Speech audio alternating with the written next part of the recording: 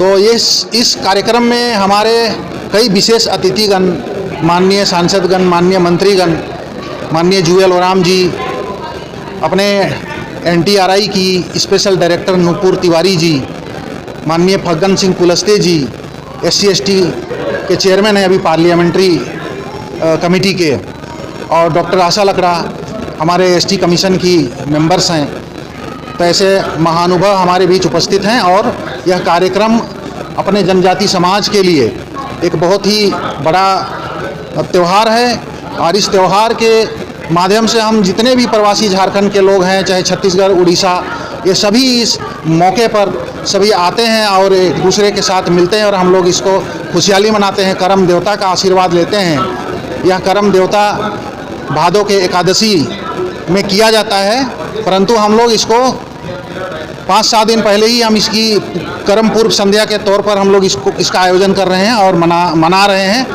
और अपने आप में हम आप लोगों का भी शुक्रगुजार हैं कि हमारा न्यूज़ को आप लोग देश और दुनिया के सभी जगहों में पहुंचाएंगे।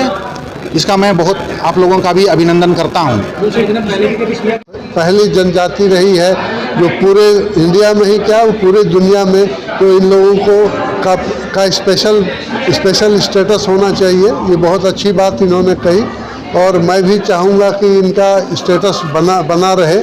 जैसे अभी देखिए अमेरिका में जहाँ के रेड इंडियंस कहलाते थे, जो उनके ओरिजिनल उन लोग की ख़त्म हो गई है, कोई ख़ास उनका स्टेटस नहीं होता।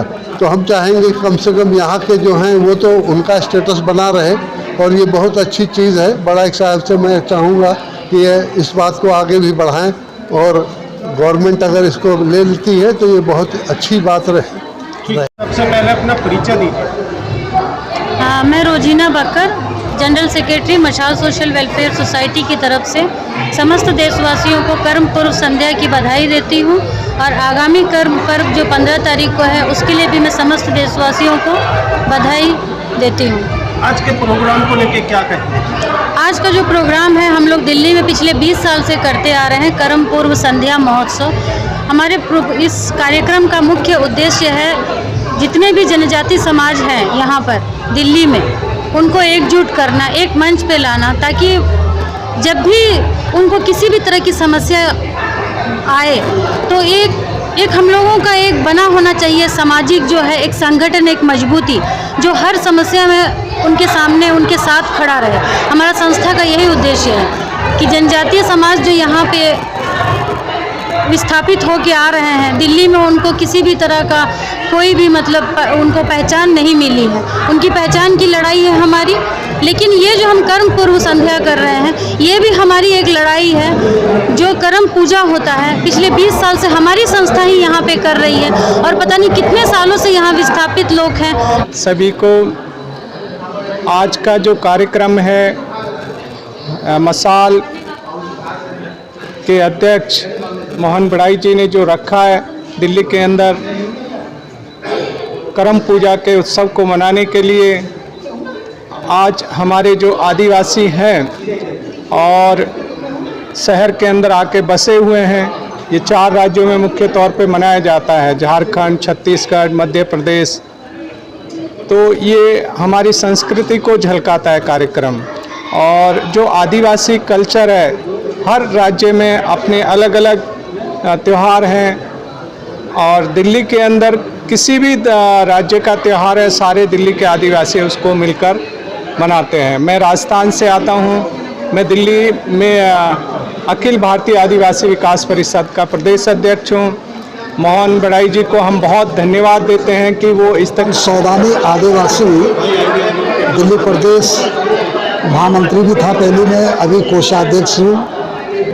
जौहार सबकी सिर्फ हम लोग इतना ही कहना चाहते हैं भारत सरकार से भी कि जो आदिवासी दिल्ली के अंदर पिछले 50 साल से यहाँ पर विराजमान हैं, कई पीढ़ियाँ गुजर गई, तो इसमें हमारे अभी अपने जितने भी लोगों को संपर्क किए जा रहे हैं तो कुछ एक आश्वासन के सिवा कुछ आगे पीछे कुछ करते नहीं हैं। अब इसमें हमारे जो प्रधानमंत्री मोदी जी मनोज कुमार गोंड, नई दिल्ली जिला अध्यक्ष बीजेपी अनुसूचित जनजाति मोर्चा।